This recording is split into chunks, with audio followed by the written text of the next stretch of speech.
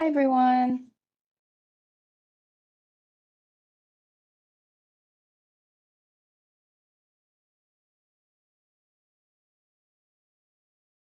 We're going to get started in just a minute.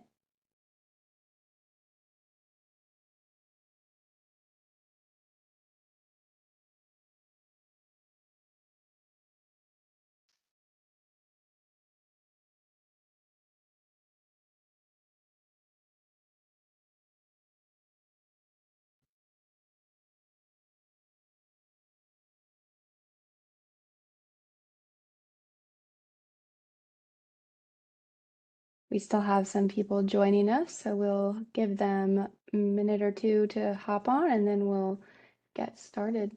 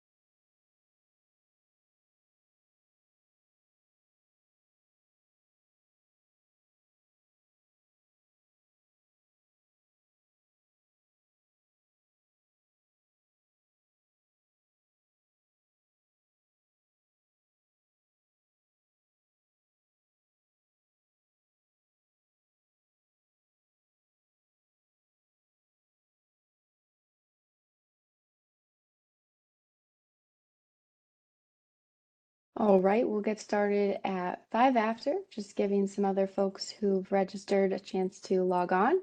And just a reminder, this webinar is being recorded. We ask that all participants stay on mute. There is a Q&A function. If you do have any questions or issues during the webinar, feel free to use that and reach out to us. But we'll get started again in just a couple minutes.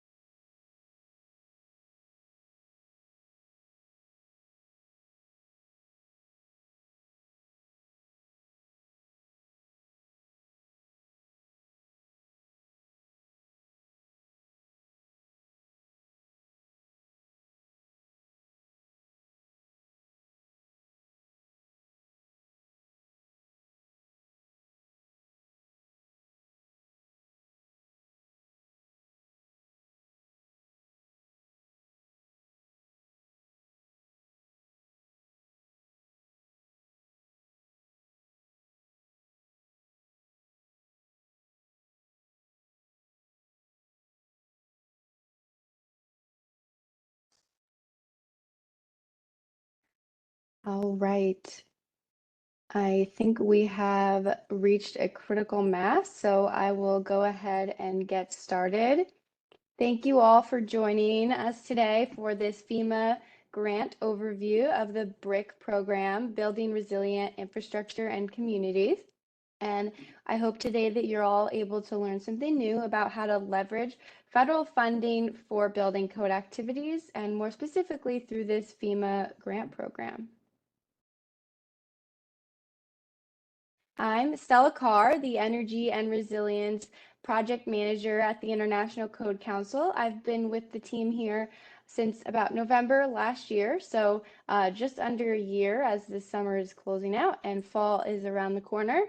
I'm excited to be the moderator and host of today's webinar. In a moment, I will give a brief introduction to the panelists who will be joining us today, and we appreciate them taking time out of their busy professional schedules to share their success stories with us all today.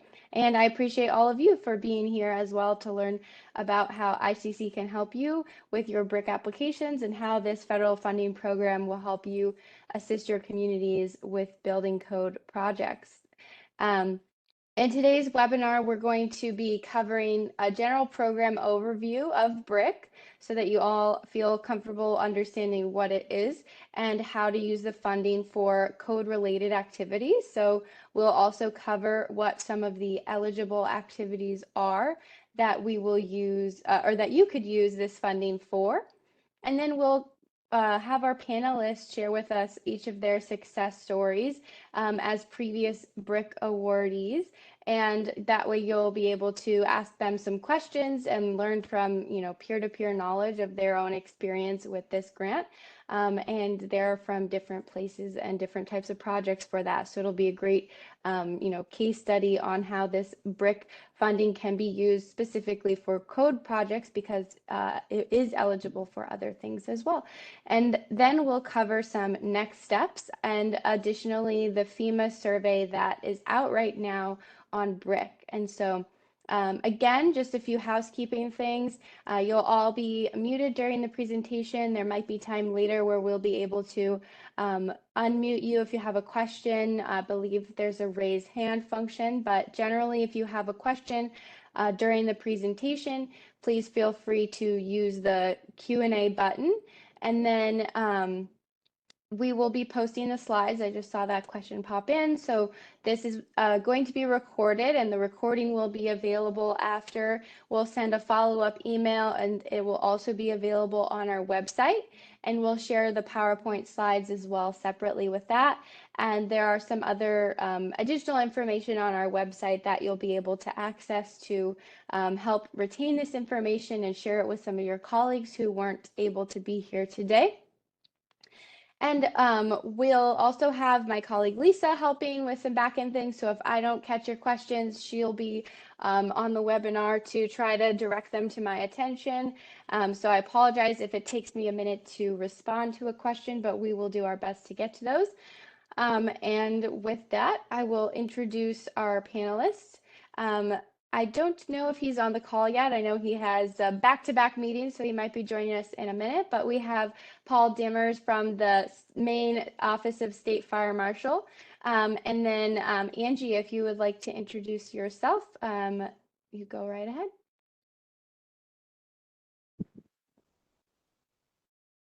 Good afternoon, everyone. Angie Wiese, Director of Safety and Inspections for the City of St. Paul. I'm also a board director on ICC, and today joining from my mobile field office here on the top of my car as I'm out on a Habitat for Humanity build site. So, welcome, everyone. And Cash, if you would like to introduce yourself as well. Good afternoon. I'm Cash Olszowy. I'm the current Director of Code Enforcement for the City of Lexington, Kentucky. I'm a former member of the ICC Board of Directors and looking forward to this webinar today. Well, we appreciate you both and Paul when he arrives from his busy day to take the time for speaking on this panel and sharing your information and experience from your communities with the BRIC program. I know it'll be very valuable to those on the webinar. So first, I'm going to dive into a bit of a summary about the BRIC program. So it started in fiscal year 2020. So at the end of 2019, FEMA retired the previous program, which was the pre-disaster mitigation program. And this is now the predecessor to that. And it's the primary pre-disaster program that FEMA has. And they describe, BRIC really as it pertains to building code activities as a low cost and high impact hazard mitigation. So obviously there are many ways that you can, do hazard mitigation, and we're glad that FEMA has recognized building codes as one of those. It can be used to support building code adoptions and code implementation. And the agency also considers the applicants that use code and code adoption and implementation in its evaluation. Whereas some other projects might be more brick and mortar projects and proposals about mitigation. BRIC provides funding through a formula program for state and local and tribal, or state, tribal, and territorial funding allocations. So those programs are known as capacity and capability and capacity building activities, and those are a separate set aside. Previously, states through the program have to go through entities within a state, have to go through their state's hazard mitigation office in order to apply for this program funding. And they'll be considered a sub-applicant. So the state could apply directly to FEMA, and then you could apply directly to your state for that funding. So it's important to be aware of the role that your state hazard mitigation office will play, or your emergency response department, because you will have to apply to them as a subrecipient in order to be eligible to receive BRIC funding for this program. And we don't yet know exactly how the scoring and some of the funding cost shares will look like for the fiscal year 23 cycle, because we're waiting for that notice of funding opportunity to come out. So we'll cover on the next slide sort of the process of the BRIC application, and you'll see that it should be just right around the corner when this next funding round releases the information from FEMA, but we don't have those numbers, so we're just going off of what last year was, and some of that where it is somewhat subject to change, but the general guidelines and principles of the program will remain the same.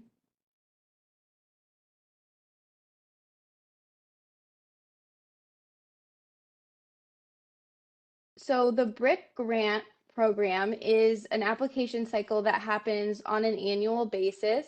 The notice of funding opportunity, which is the grant application, which announces all of the rules and guidelines and requirements for the funding, typically comes out in August or September.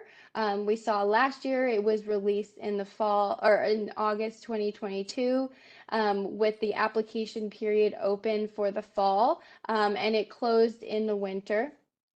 And typically it's about a 6-month process from when they open the applications till when those applications are due. And trust me, the timeline can feel a lot shorter. So it's always good to prepare and start working on, the idea of what you're going to do, securing your partners, developing that relationship with your state office to ensure that your either your emergency management office or your state hazard mitigation office, typically they have a pre-deadline before FEMA's deadline, and so it's critical to understand what your state's deadline might be so that you don't miss that deadline by focusing on when FEMA's deadline is. And so it can be a little tricky because those state deadlines are different across the country, and so it's something that you'll need to specifically know about. We do work to try to track that and notify our government relations team members so that they can let our members know in their regions what those state deadlines will be, but it's something just to be aware of and try to track if you are looking to apply for a BRIC grant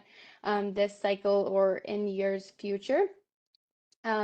You will be, again, a subrecipient, and so a possible candidate to be a subrecipient would be building or fire departments, a state code agency, more broadly, just a jurisdiction that has rule over hazard mitigation planning or emergency management, and or competitive mitigation projects. So, if that falls into a description that you are, if you fall under that description, you could become an eligible applicant. And then there's typically either a no cost share or about 25% cost share. Again, that might change depending on what the NOFO's guidance is this coming cycle, but something like staff time and in-kind contributions can count towards that cost share, but it's just something to be aware of that depending on your community size or some of those other factors, that could depend on how much of a cost share you would be responsible for. So it's always good to be aware of other funding opportunities that you might have that you could use to help pair that with this if you do become required to offer a cost share under FEMA's guidance. And there is direct technical assistance available through FEMA's program for this. So if there is help that you need, either before the application cycle or after, in preparation, they do have resources available. And that is something else that you could apply for. And I'm available to help with this. Your GR managers, if you aren't familiar with them, we're happy to connect you with them, but hopefully you found out about this webinar through them or our other channels. And so the first step would be to get in touch with them and we can help figure out, what you might want to do with this funding. A little bit about the funding process. So in order to qualify for BRIC, you have to have a disaster declaration within the last 7 years in your state. So I guess a positive of COVID happening across the country with a national declaration of disaster is that everyone is at least eligible at this time. And so there is about a 6% federal post-disaster grant funding that is allocated every 180 days or so. And then when it comes time for this program to release the NOFO, that kind of depends on how much money was put into the pot of funding the last cycle. So that's why we're waiting to find out exactly how much funding is available for this upcoming cycle. But hopefully, again, we'll find that out soon. Just a second.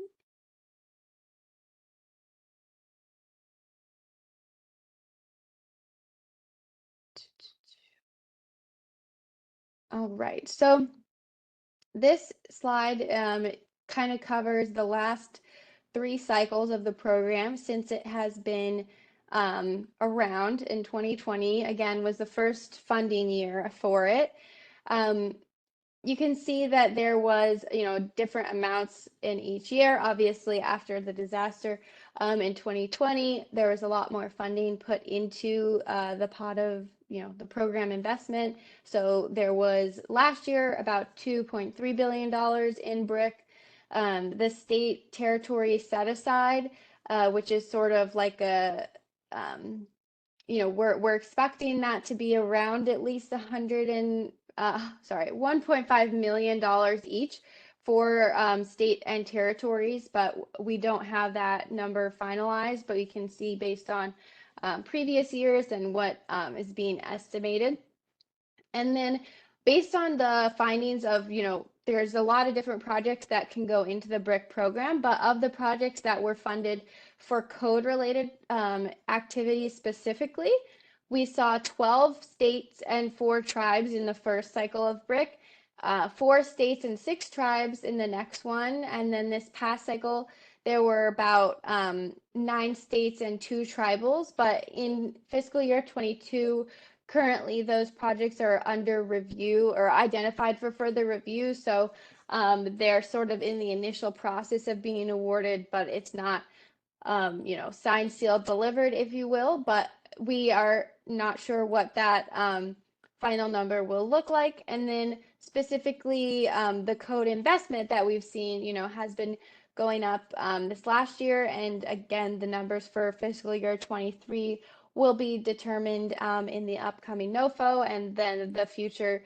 review of applications. And so obviously we want to see continued use of this pot of money through the BRIC program for code related projects. And so we're happy that everyone is here to learn about how they can do that so we can continue to have more projects be recognized through BRIC for code and building code activities. And I can give you some examples of what those projects might look like and what is eligible.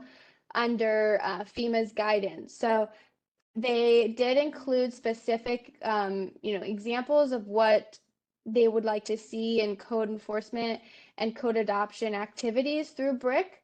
So, for example, you could do evaluate or adopt what the reduced risk would be if you develop or adopt a new code in your jurisdiction. You could enhance existing adopted codes and incorporate more current or higher standards. So if you're a few cycles behind, you could use this to bring your community up to the current cycle of code or into the next one. And then you could also use it for professional development. So if you're looking to bring more training to your community and strengthen the workforce and, invest in the human capital of your community in the building codes workforce side of things. And there's a lot of, services that we're able to support you here at ICC with training. And if you have any questions about how much trainings cost or what types of trainings we have available that you could do through BRIC. That's something we could have a follow-up conversation about. Some other examples that FEMA has specifically named that you could use this funding for would be purchasing publications or obtaining digital licensing for codes, or supporting building code activities. You could also, as I mentioned, do training, but even certification for your staff or building professionals. You could also use it to move to an electronic permitting system or more of an online digitization using, virtual inspection technology, remote building codes administration, really bringing your building department or operations into the digital age. There's a lot of different resources available for that. And this is something that, one of the principles of BRIC is not just partnerships, but also innovation. And so, moving in the digital side of things would be a great way for your community to stand out on the innovation front. And that's something we are happy to talk more about as well. You could also use it to cover costs for building department accreditation, and we've seen a few examples of that, and you'll hear from one in just a bit. And then also if there's any sort of consulting services that you need related to building codes or services in your community or jurisdiction, that would be an eligible cost that FEMA would support for this program. All right, I will pause for a moment, see if there are any specific questions for me on the FEMA grant program, and then we'll jump into the success stories with our panelists, and you'll hear a little bit more about what some of these tangible examples are and things that you can do with the grant funding. So I'll just take a moment to see if there are any questions.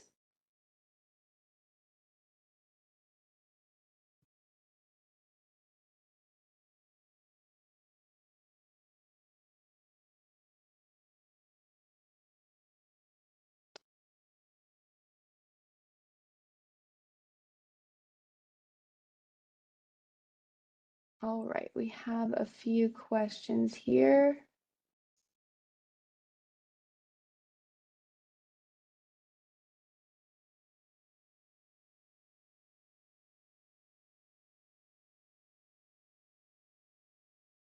There's a question, does ICC have an opinion on better means of encouraging local jurisdictions to adopt the most recent codes versus the BRIC NOFO that really does the opposite?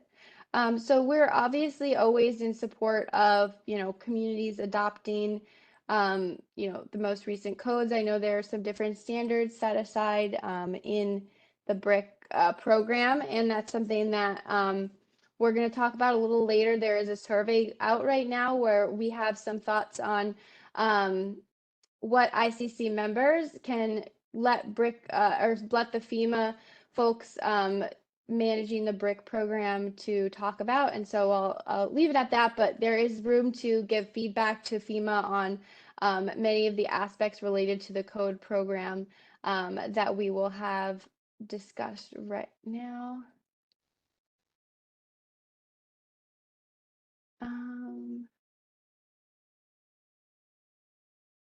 All right, let's see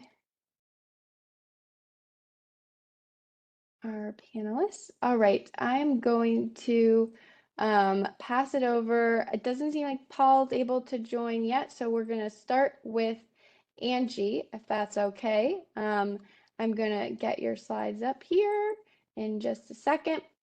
And I'll pass it over to Angie Wiese from St. Paul, Minnesota, and she can tell us about her community's project through BRIC.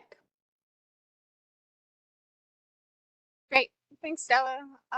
So as you can see on the screen, our project is for virtual inspections, and as Stella mentioned, the project management is a big part of that. So we currently use a system, a technology system that is over 20 years old. And when we first applied for BRIC, we were on our way to replacing that. That project fell through and we can't continue, or we couldn't implement our virtual inspection project without having a more updated permitting software. So we are pairing our BRIC grant with $1 million remote virtual inspection dollars from ARP. So quite a bit of funds that are going towards this project, and it includes the software, includes implementing a new software system to handle all of our permitting. Because it really didn't make much sense to implement remote virtual inspections when you still had to call between the hours of 7:30 and 9 a.m. in order to schedule your inspection, even if it were a remote inspection. As Stella said, there were quite a few hoops to jump through, and by and large, we're not experts at grant funding. So I would highly suggest people get to know the grant folks who have strengths of grant funding in their city or jurisdiction. In our case, emergency management does a ton of grants already, and they're very, very familiar with FEMA's process. So they were kind of our major partners on how to answer the questions, how to apply for the funding, how to work with our financial services in order to, within the city to get the required logins we needed, the required, different pieces of information needed to fill out the grant application itself.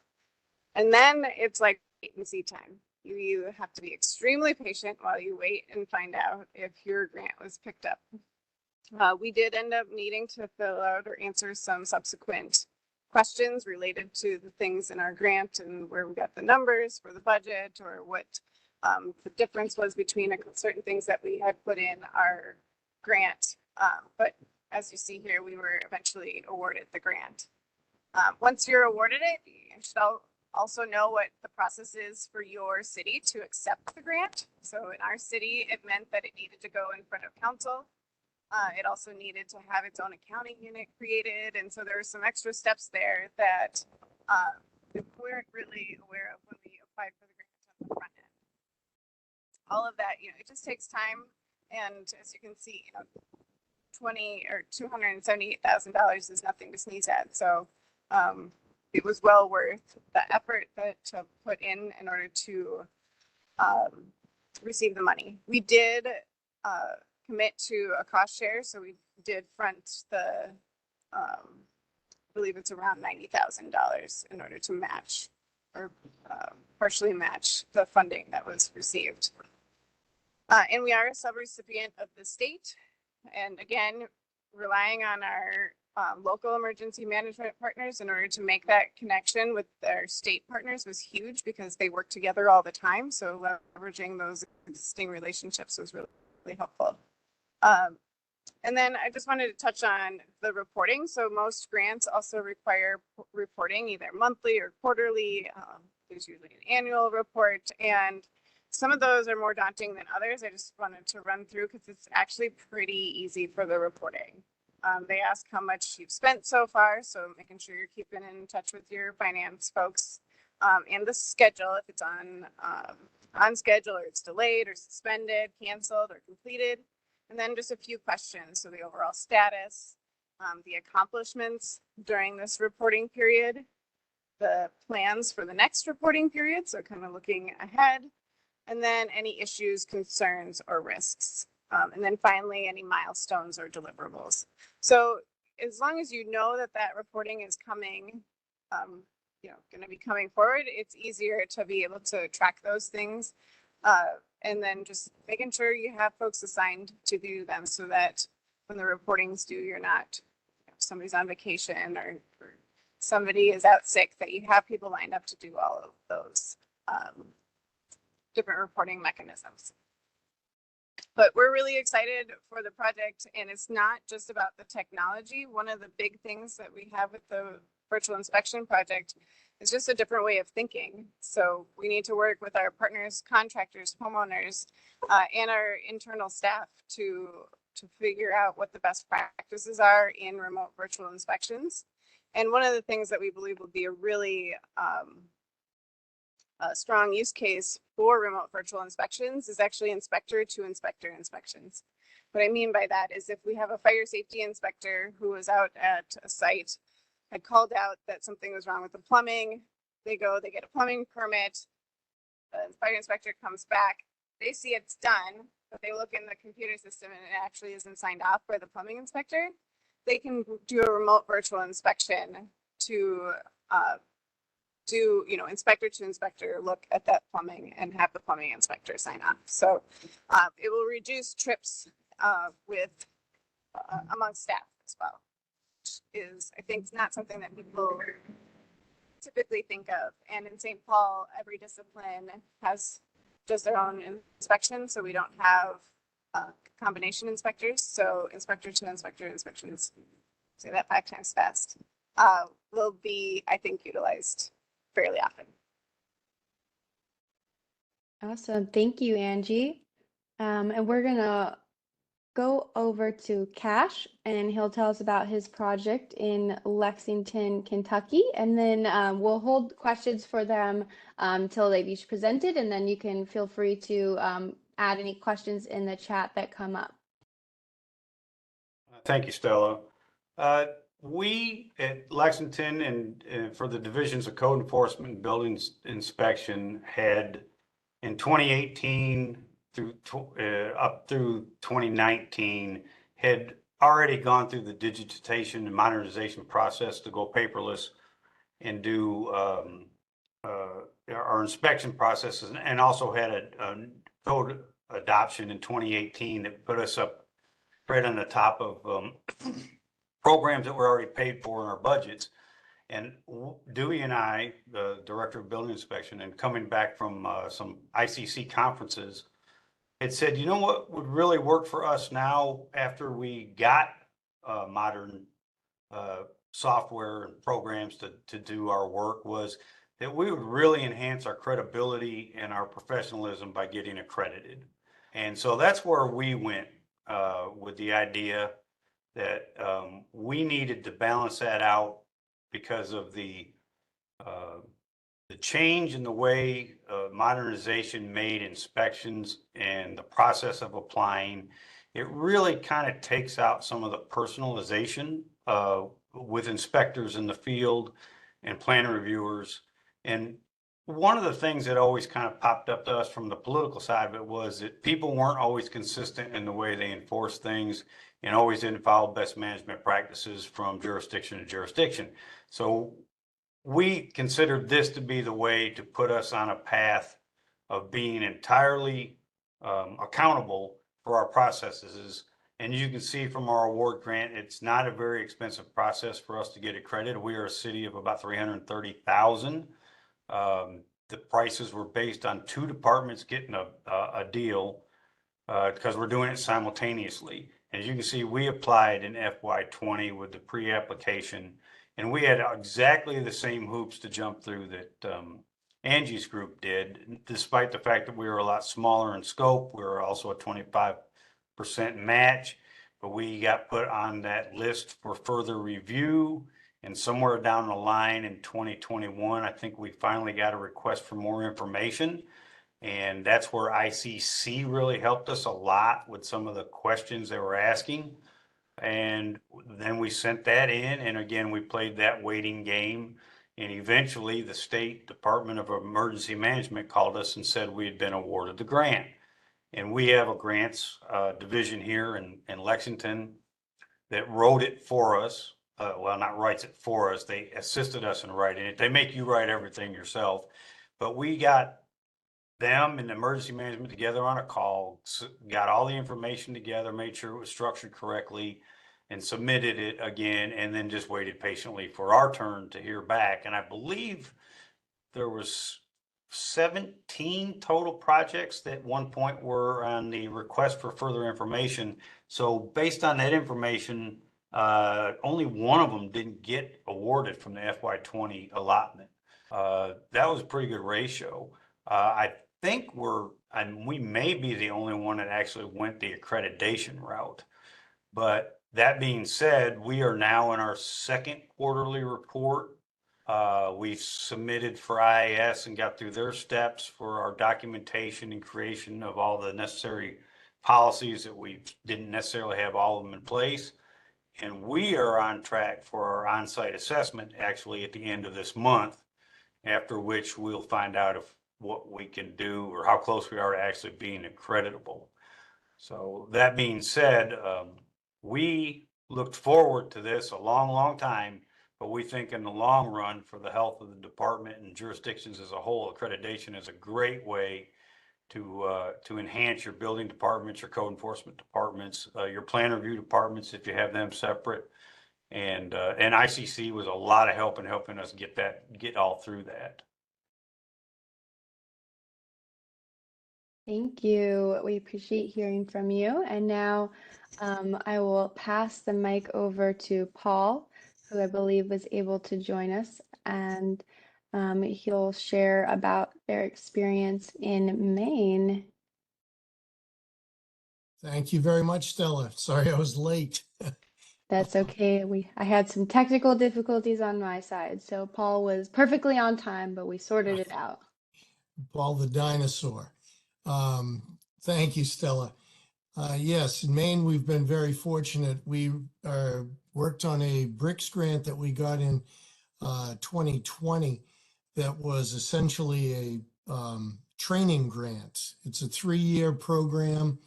Our program was about $108,000 total, with the federal share being $81,000. And the simple math behind it is that we were going to provide 144 training webinars over the course of a 3-year period at the cost of about $750 each. Those training programs have been vital to the 600 or so certified folks in the state of Maine, where we can provide those online at no charge, and basically keep people up to date on their certification process for our Maine program. Maine has 14 different disciplines for which you can be certified. And so this has given me a pretty broad brush to be able to find speakers, and worked with partners like ICC with respect to getting some speakers available, and following under the ICC guidelines, we've really had some good turnout on those. We've reached out to some other speakers across the country, and the programs have been well received. We usually get on average about 65 people on our webinars, and I guess I'll give the credit to COVID. Is the one positive of COVID I can come up with is the fact that we all are a little more comfortable with this webinar format. Again, the BRICS grant was applied for actually before I took this position, but it has been the training tool for my office.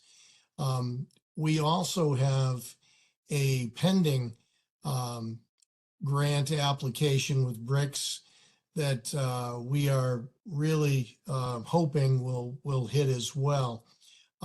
Recognizing, and I don't know how much Stella went through this, but first year of BRICS, we saw a $500,000 allocation to each state as an option The second year, we saw that double to $1 million, and then this year to $2 million.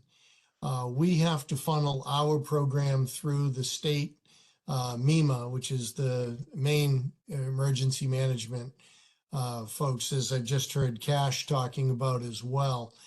The caution I'm giving is one that has bit me once, as we missed a year of application, in that we missed the state's self-imposed deadline that is far earlier in the season than the FEMA grant, FEMA program. So that's one to really be cautious of if you can.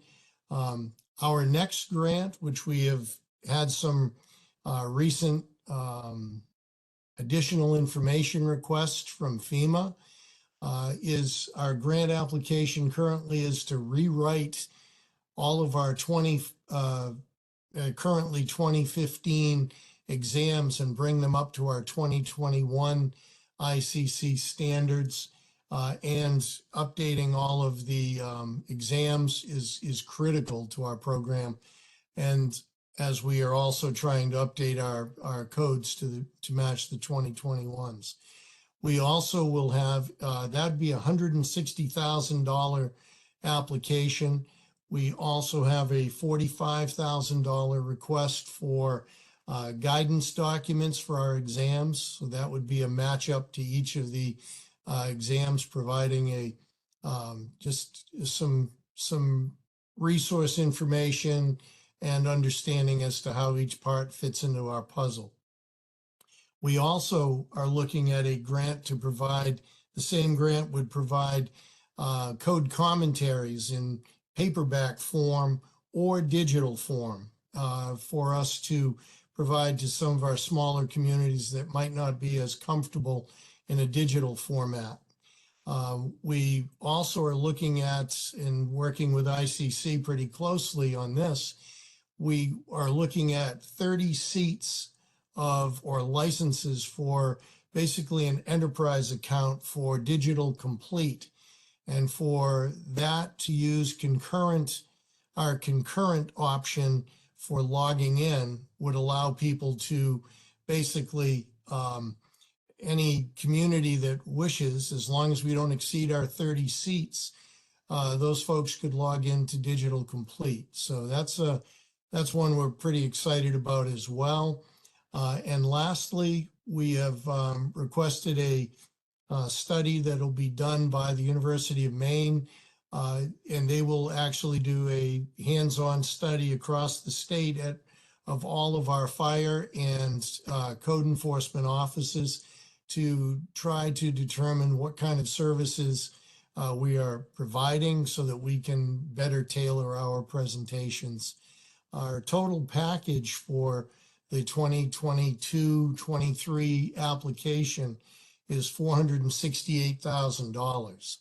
So we are trying to take advantage of the BRICS grant as best we can to enhance what we're doing with our certification and training programs, and also being a resource to our code officials. Anything else you'd like, Stella? No, that was wonderful, Paul. Thank you. It's exciting that you guys are thinking of getting the digital codes premium complete. I know that's, one of those digitization things I mentioned earlier that could be used to help, provide more access to the codes for your communities. So I appreciate that. We did have a question come in about, since you all shared some really great feedback about your experience. And I think we talked about this yesterday amongst ourselves. If people have follow-up questions for the panelists or would like to know anything else, feel free to reach out to me at federalgrants@iccsafe.org, and I can pass along your question or connect you with our panelists, or I can help to answer your question if I'm able to, but happy to make that introduction if you would like to connect with your colleagues about their experience further. I also had a question just wanting to know, what would you say to a jurisdiction, any of you panelists could share, that may be, afraid of some of the pushback that their state, if their state has on code projects? What kind of advice would you offer to those jurisdictions?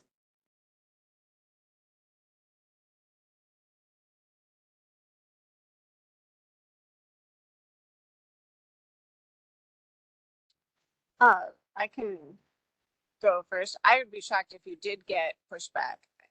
Getting awarded grants, HSCM is like thrilled, and it's a point of pride for them on acquiring or being the recipients or being awarded grant dollars. So I'd be a little surprised if they had some pushback. In the state of Minnesota, we didn't know that others were applying for BRIC, but we were just one of the sub-recipients of the state, and the state had some of their own projects. But they never once told us, like, you're competing against our grants. That's, as you saw that Stella showed, there's quite a bit of money out there. So at this point in time, at least, there's not, even though it's a competitive grant, it's not that competitive, I should say. And so there's a lot of money out there, and the more that people are aware of it, I think the more competitive it will get. But as far as, I wouldn't expect any pushback from your state agencies. BRIC is a different frame of mind for them than the grants that they've applied for in the past. So just staying in close contact with them, I think is, and then if you have anyone in your jurisdiction now who's got a close connection with your state HSCM or emergency management organization, it's definitely worth starting that conversation.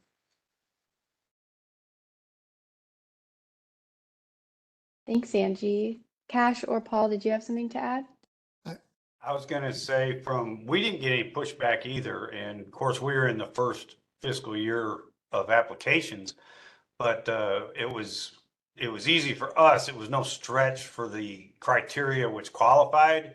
Department accreditation was right there by itself. So there was very little that Kentucky Emergency Management had to ask us about, how does this going to fit? How are you going to qualify under the BRIC guidelines? So there was no stretching of trying to make our building code if it had a certain program outside, like the training, and it was a bit of a stretch, I could see where some states might ask you for more to try and make sure it fits within the guidelines. Because one thing I do understand is they really stick to their guidelines from the federal issuance of money, like say the reporting and everything. It's absolutely no wavering from their processes. There seems to be very little wiggle room. So in that sense, accreditation was straight up. It was already listed as one of the line items, and it was easy for us here to get through those hoops.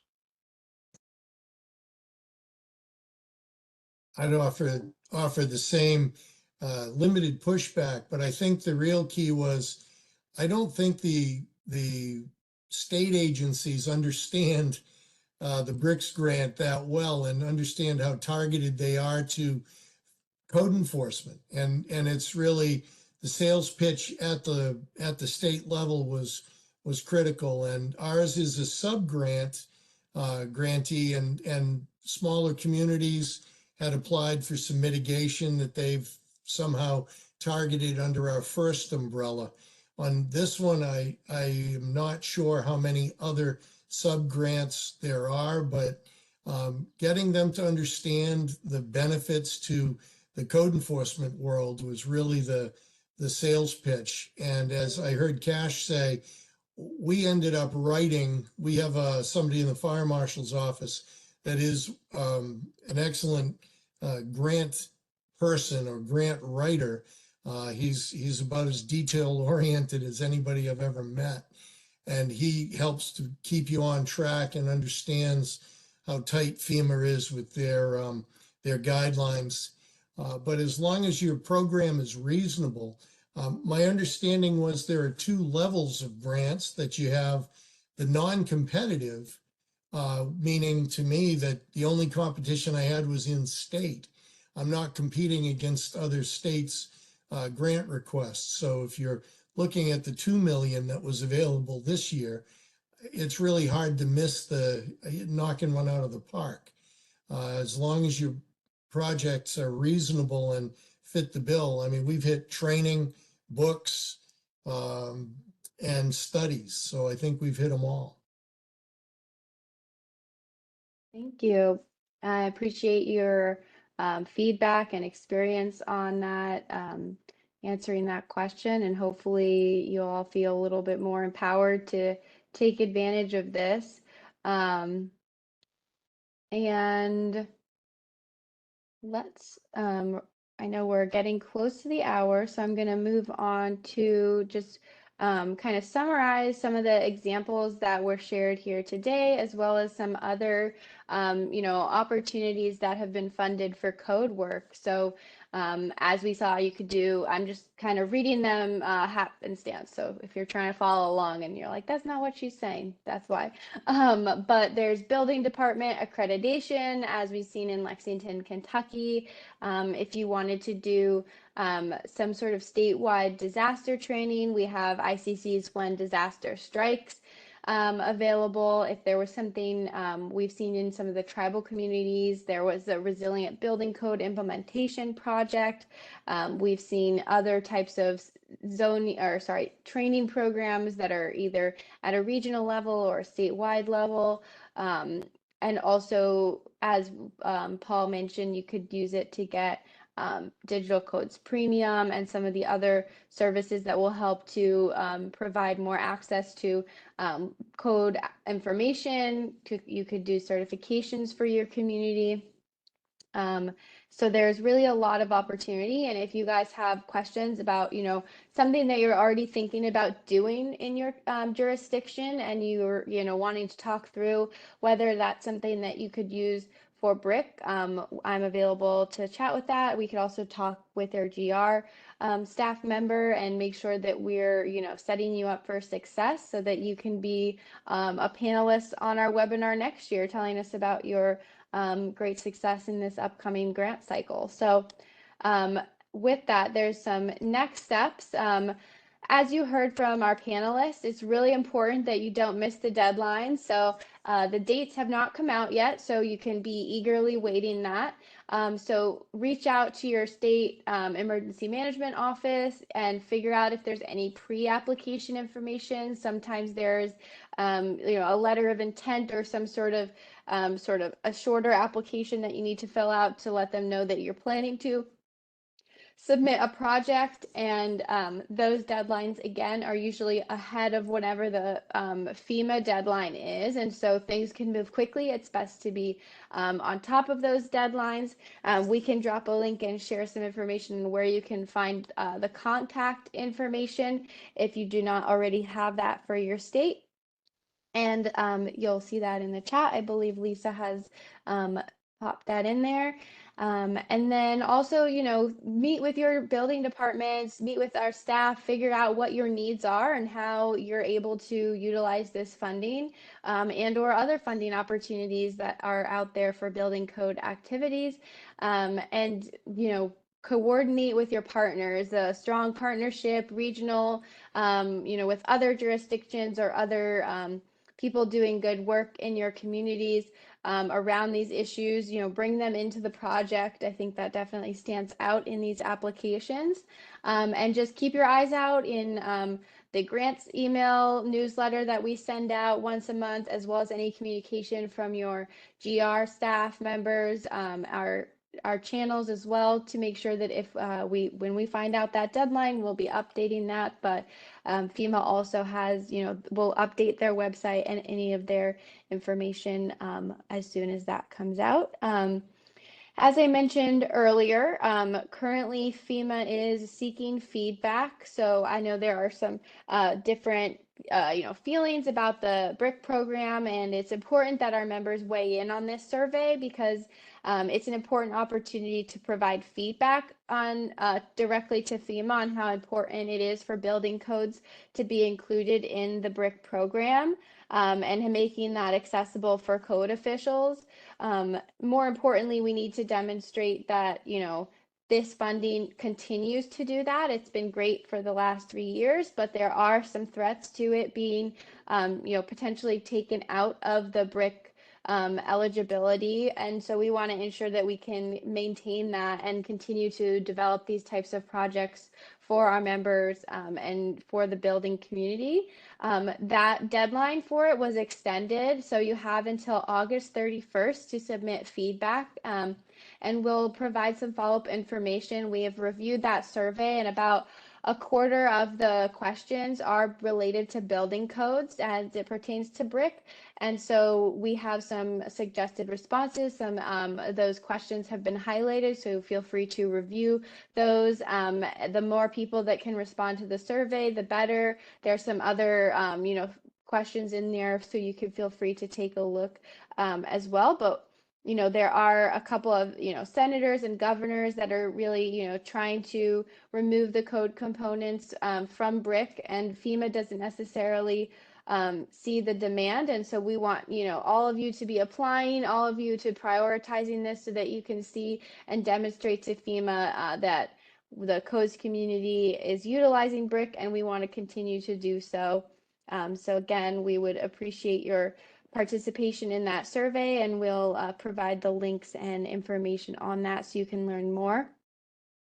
But again, I'm Stella, and if you have any questions for me or for our GR team or any of the panelists, please feel free to email me at federalgrants@iccsafe.org, and we will follow up with that. Again, the webinar was recorded, or is until I hit end, and so we will be sharing that, and it will be available if you need to review it again or share it with any of your colleagues. We would appreciate that.